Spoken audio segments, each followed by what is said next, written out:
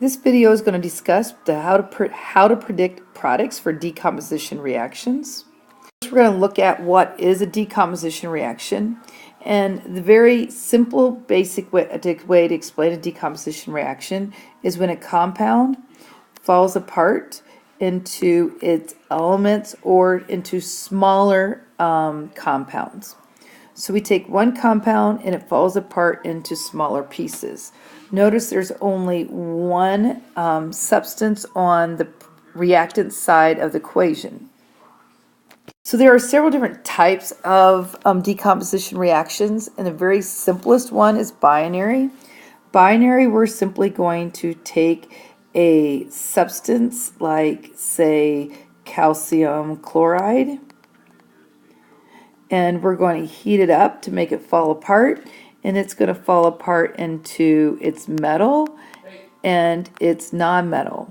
Now this nonmetal chlorine is Cl2. Remember, we had certain elements that were diatomic, and when they were diatomic molecules, when they were all by themselves, they had to be written as 2, and that was hydrogen, nitrogen, oxygen, fluorine, chlorine, bromine, and iodine. So anytime you have just those substances by themselves, they have to have the little 2 after it.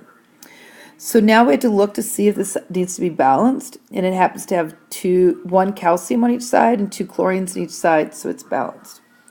Let's take a look at another example. Let's look at water. Now water, we can't really heat it up to get it to decompose, but we do electrolysis and basically run some electricity through the water, and we can get it to decompose into its 2 parts, which would be hydrogen and oxygen. But as we stated up there, we have to remember these are diatomic, so we have to put the 2 after them. Now hydrogen at room temperature, it is a gas, so we want to label this with a gas, and oxygen at room temperature is a gas. How are you going to know whether to put solid or gas? You just have to think about whether it's a metal or whether it's a non-metal in order to label it properly. Now before we go on, we need to balance. Here we have 2 oxygens, so on this side we need 2 oxygens, which gives us 4 hydrogens, so over here we need 4 hydrogens.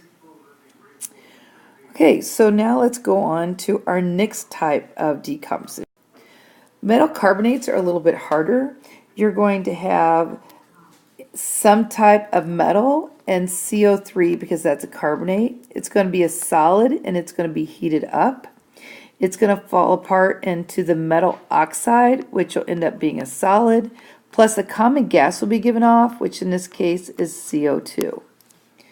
So a very common example is calcium carbonate.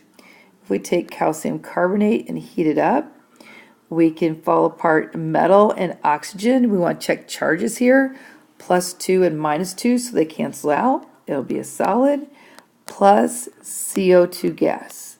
Okay, now there's not much way to know how to predict a metal carbonate decomposition without simply memorizing that a metal carbonate will fall apart into a metal oxide and CO2. You really just have to put that to memory in order to be able to predict metal carbonate decomposition.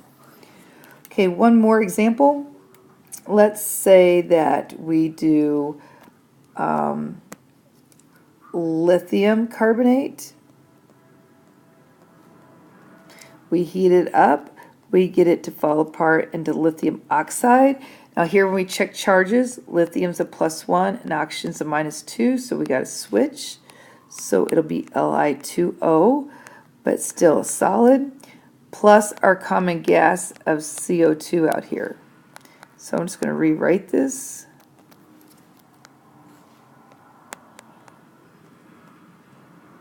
Now we need to make sure that we have it balanced.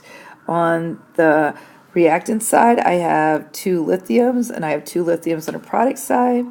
I have 1 carbon on each side and 3 oxygens. Now sometimes people have trouble with the oxygens.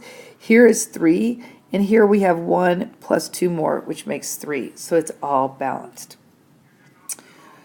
Yet another type of decomposition, it's called a metal hydroxide. So in this case, we have a metal plus OH, which is the polyatomic ion hydroxide. It's going to be in a solid form, and it's going to fall apart into metal oxide plus water, which the water will actually be steam. It's going to be in a gas form because we're going to be heating this up to get it to decompose.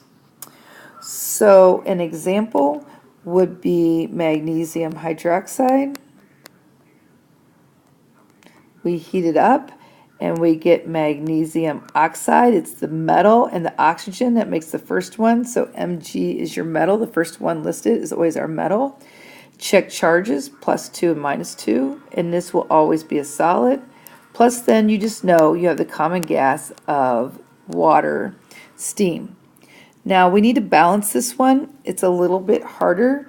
Here I have 2 hydrogens, and over here I have 2 hydrogens. Here I have 2 oxygens. Here I have 1, plus here I have another 1, so that equals 2. And there's 1 magnesium on each side. So it's all balanced already. Okay, one more reaction here. We can take strontium hydroxide, heat it up, and we get strontium oxide, +2 and -2, and water, steam, gas form because we're heating it up. If we left it cool off, of course, the steam could turn back into regular water liquid. Again, to balance it, we have 2 hydrogens, which we have right here. We have 2 oxygens, here's 1 and here's 1, and 1 strontium on each side, so it's already balanced. Our last type of decomposition that you have to know or be responsible for is metal chlorates. Metal chlorates is a metal with ClO3 because that's the polyatomic ion chlorate. Metal chlorates do a little differently. When we heat it up, it falls apart into a metal chloride plus oxygen gas. And this one will, unlike the others, usually didn't need to be balanced. This one almost basically will always have to be balanced because I'm going to have 3 oxygens over here and 2 oxygens on this side. So taking an example would be sodium chlorate. We heat it up and we get sodium chloride +1 and -1, and that will be a solid, plus oxygen gas. And now we need to balance. We have the right number, 1 Na on each side, 1 Cl on each side, but my oxygens are not balanced. So I have to have a least common multiple between 3 and 2, which is going to be 6. So I'm going to multiply that side by 3 and this side by 2. When I do that, I also change the sodium chloride, so I need to put a 2 in front of sodium chloride. Okay, let's try one more. Let's say that we have magnesium chlorate. Ooh, is going to decompose. It's a solid. It falls apart into the metal chlorine, so the metal is Mg, and Cl is our chloride. Check charges, and they're not where they cancel out, so we have to cross them. So MgCl2 solid plus oxygen gas, our common gas out here. And now we need to balance. Okay, so we have 1 magnesium on each side. This side over here, I have 2 chlorines, which we already have. Here I have 6 oxygens and only 2 over here. So I had to multiply this one by 3, and then everything's all balanced. Okay, I hope you enjoyed predicting decomposition reactions. Remember, there's several different types of decomposition reactions, and the only way you can really know the carbonates, hydroxides, and chlorates is to simply memorize what they fall apart into. So make sure before we have a quiz in class that you put the products of those decomposition reactions into your memory.